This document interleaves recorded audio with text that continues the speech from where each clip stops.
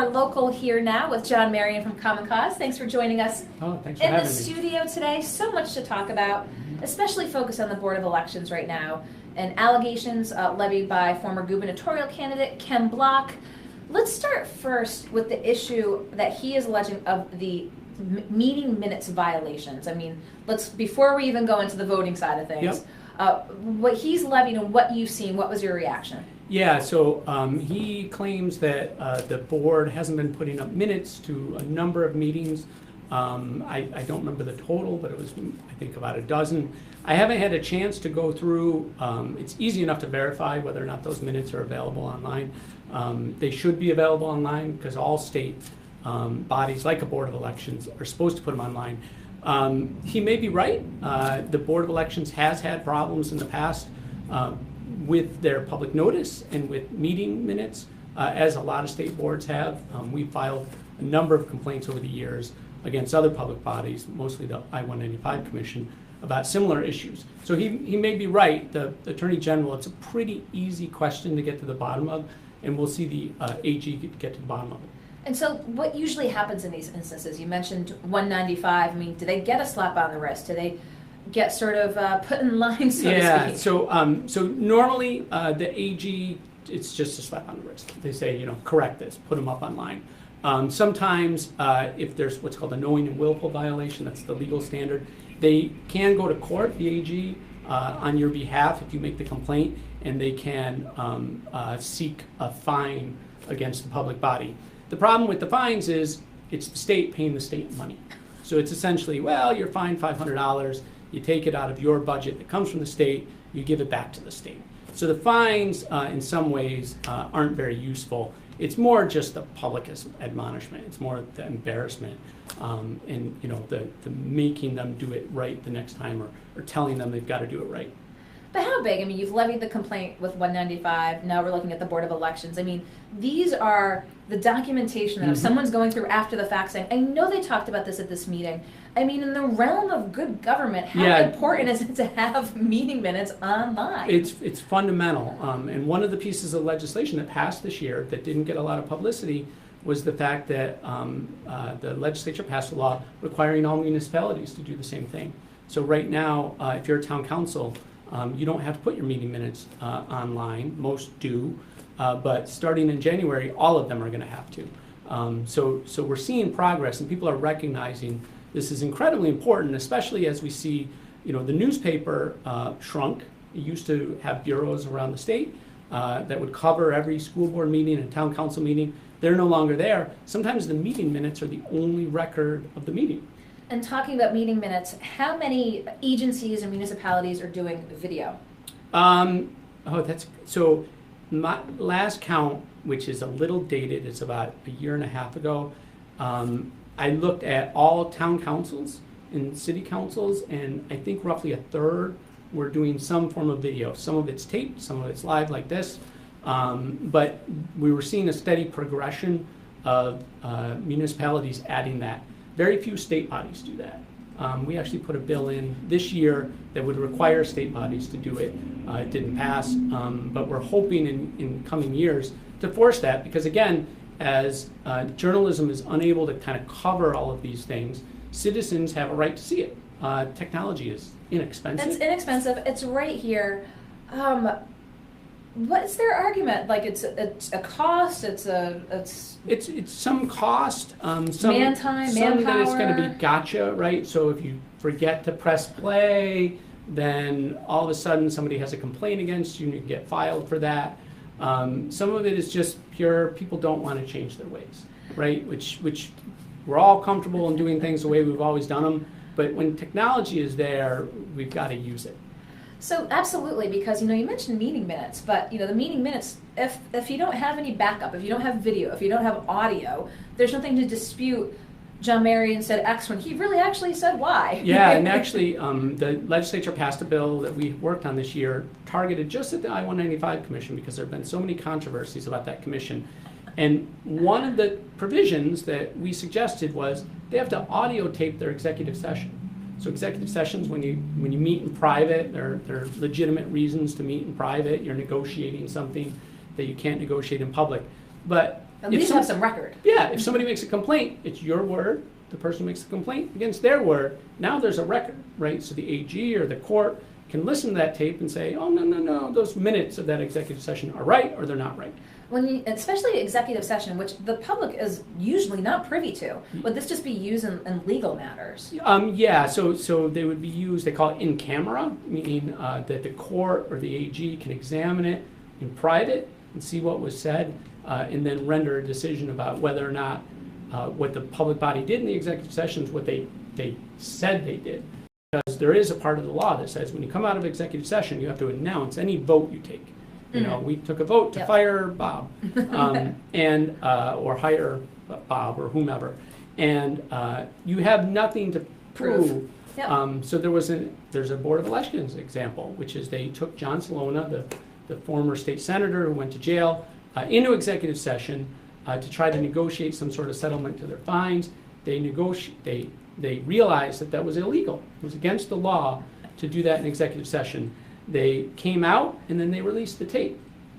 And on that tape, you hear them say, because they tape their executive sessions, which they're not required to, they say, what are we going to tell John Marion when we go out there? Literally said, what are we going to tell John Marion? Yeah, because I was the only person in the audience, and they knew that when they come out of executive session, you have to say what you did in there. So where do things stand with the 195 and pressing for them to tape the executive? So that law took effect. I have not followed up. That was signed just mere weeks ago. I haven't followed up to see if those tapes are being done. That's a good one. I should check. Okay, follow up on that. Well, wanted to start with that, but of course, the look right now, but another release by Ken Block regarding what he says are purported voter irregularities, and specifically with the mail ballots and the personal identification, the PII. Yeah, so Ken yesterday talked about how voter ID isn't required when you cast a mail ballot, and he's correct. And he then jumped to the conclusion that it was some sort of secret. When all of us who've been paying attention to elections all along knew that that's the way the law is. In fact, when the General Assembly passed the voter ID law, they put out a press release, like they often do. And this was what year? 2011. Okay. In July 6, 2011, they put out a press release, and they have key facts at the bottom, and says, mail ballots will not require voter ID. So it's been out there, we've known it, and there's a purpose to that, which is how do some people provide a voter ID when they're casting a mail ballot? Mail ballots are used by the military. In fact, our mail ballots have to go out if they're requested 45 days in advance under a federal law, so that if you're in the military, you're in Afghanistan, you're in a forward position, you can get it with enough time to send it back, because it can only be counted if it's sent back by election day. Where's the photocopier in the forward position where you can photocopy your driver's license and send it back with the mail ballot? You can't. But you have a pen, you can fill out your ballot, you can sign it, you can get the 2 witnesses, which is what's required by law, and you can send it back in and it'll be counted. Now that's obviously the best case scenario. That's a military person who's doing it under the best of circumstances. Mm-hmm. But what if someone had a more nefarious intent, again, trying to sway elections, trying to, again, basically engage in voter fraud, without personal identification? How can you 100% say that can't be the case? Well, there's a different issue with the personally identifiable information. The voter ID and mail ballot issue is, do you have to show an ID if you're going to vote a mail ballot? And if you're voting for the first time, you do. So actually, if you register and vote by mail for the first time, they actually send you a purple sheet with your ballot, and you submit and you have to submit a copy of the ID with your ballot, or they literally don't count your ballot. The Board of Elections opens it up. If your copy of your ID isn't in there, they dismiss your ballot.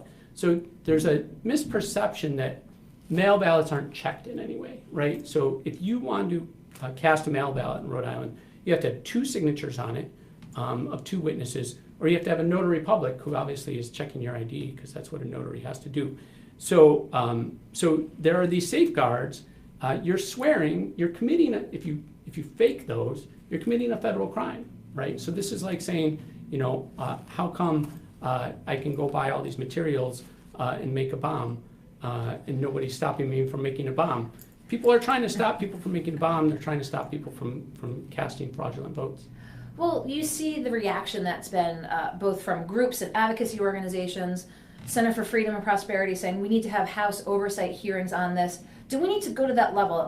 Rhode Islanders are hearing and seeing this. Again, Mr. Block has been putting this information out for weeks now, and there seems to be information coming from one side, information coming from the other. Would a House oversight committee hearing basically put this all out there for at least the voter to have that understanding at one place in a point in time as to what exactly is taking place? So I wouldn't oppose having a House oversight hearing. There was one in 2013. We wrote a 18-page report to that hearing talking about issues, problems that we saw with the elections and improvements that we wanted to make. So of course, oversight is a key function of a legislature.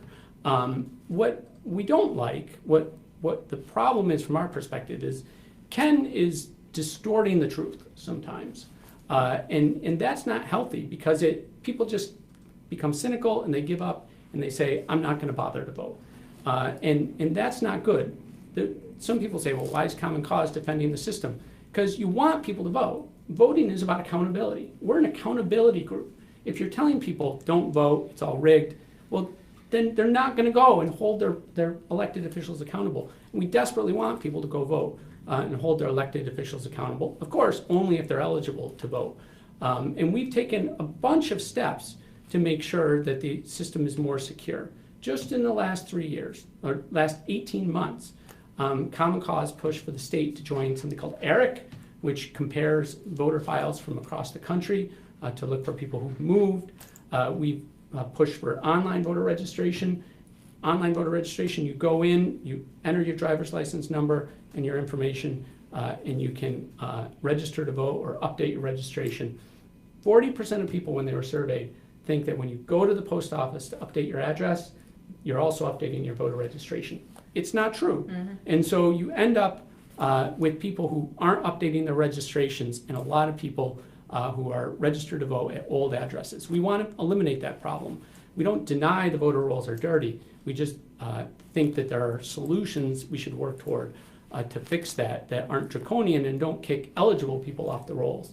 This year, the legislature passed automatic voter registration. That's going to be done at the DMV to start with, and you're going to have to go in and attest to who you are and provide the right identity, and then you're going to be registered to vote or you're going to update your voter registration. We think the voter file will be better, it'll be cleaner as a result of all these reforms. One of the frustrations with Ken has been that we've been working on this stuff for years, right? And he acts surprised that there are problems in the system. We've been working to improve things for years. We think we've made some great progress pushing these reforms. And there's, this is a distraction from that important work. And when's the last time you had a one-on-one sit-down? He's issued releases, you've issued releases. When's the last time you've actually spoken with him? I don't know the last time I talked to Ken. Probably sometime during the regular legislative session. To be honest, I've seen Ken distorting people's words, and right now, he's just seems, every time somebody raises criticism, he goes after them and says they're attacking me. So it doesn't seem worth the conversation at this point. Hopefully he comes to see that some of these critiques are legitimate critiques, and he has to take them to heart. So for instance, when he issued his initial report, we raised the fact that some very important political scientists and social scientists were questioning his methods, and he just said we were attacking him. Well, no, we were just pointing to credentialed people from major universities who've been working on this their whole life, who are raising questions about the methodology. And what do you have to say? He said that he is working with people within the MIT political department, University of Florida, to replicate it. What if they come in and they find the same findings that Ken did? I don't see how they can, because he won't release his methodology. So he says that his algorithm is proprietary. But if you won't release it, unless he's releasing something to them that he won't release to the public, then they're not going to be able to replicate his results. There's just no way. You can't say, copy what I did and not explain what you did. So you said you would not be opposed to an House oversight hearing on the matter. We'll see again what that looks like moving forward. Here we are. It's October. We're looking at the next session creeping up on us sooner rather than later. What's going to be high on your agenda for 2018? So we haven't set our agenda officially, my board. I don't want to get in front of them. But we're looking at a couple things. We're looking at redistricting. So we're coming up on the census in 2020. It's an important event every 10 years. And redistricting and gerrymandering is at the forefront. The U.S. Supreme Court heard a really important case last week on it. And we want to look at reforming that process so that politicians aren't picking their voters, voters are picking their politicians. And how does that work? Yeah. You talk about cleaning it up so the politicians aren't really pulling the strings. Yeah, so, what does that look like in practice? So California said we're going to have a commission and it's going to be independent of the legislature. 27,000 people, citizens, applied to be a member of that commission. 27,000 people volunteer. So there's an appetite for people to rid the world of political gerrymandering. So it would look something like that, a constitutional amendment that would take the power away from the legislature, give it back to the people to pick the districts. Another thing we're looking at is magistrates election. So it's been in the news a lot lately. Historically, over the years, we've been crying about this drastic increase in the number of magistrates. We want to look again at why are they picked the way they are. Why isn't the Judicial Nominating Commission, which is a very public process that happens in public, not being used to pick those magistrates because they're essentially judges in all but name. And they are judges in name, and we do know that to the victors essentially go the spoils. Would it take an immense amount of public pressure on the General Assembly to change it if, again, it's in their best interest to sort of be controlling the strings? Yeah, of course. But we see, I run into lawyers. I'm not an attorney, but I'll run into lawyers, and when they realize what I do for a living, they'll thank me. They'll say, thank you for talking about magistrate selection because it's not fair. I'm just a lawyer. I'm not politically connected. I never have a shot at one of those jobs. And they want to serve the public that way, and they know they don't have a shot politically oftentimes. So there is there is an appetite for changing it. Whether we can bring the pressure to bear remains to be seen, but we'll try. And two big hearings tonight in Venergy. We're going up to POSOX at the House. Thoughts on whether or not it should actually go to the voters for a vote and not be decided at the Assembly? Yeah, it's a good question. We don't have a position on whether it should go to a vote, but I don't, I don't think it could be harmful to bring it to the voters. We used to have a lot more sort of public questions on the ballot back in the day. The General Assembly actually. The governor used to be able to put questions on the ballot when the governor wanted to, and in 2006, out of spite, because Lincoln Ullman and Don Carcieri had used that a little too much to push the assembly, they took that power away. So it's not a bad thing to put things before the voters. We don't have initiative or referenda. People can't get people to sign a petition and put something before the voters the way they can in a couple dozen states. So it might not be a bad idea for the legislature to do that. Well, we'll keep an eye on what's going on up at the State House. You always do, but again, wanted you to get in here, talk with us a little bit about what's going on with the Board of Elections and voting. We're going to continue to keep an eye on that.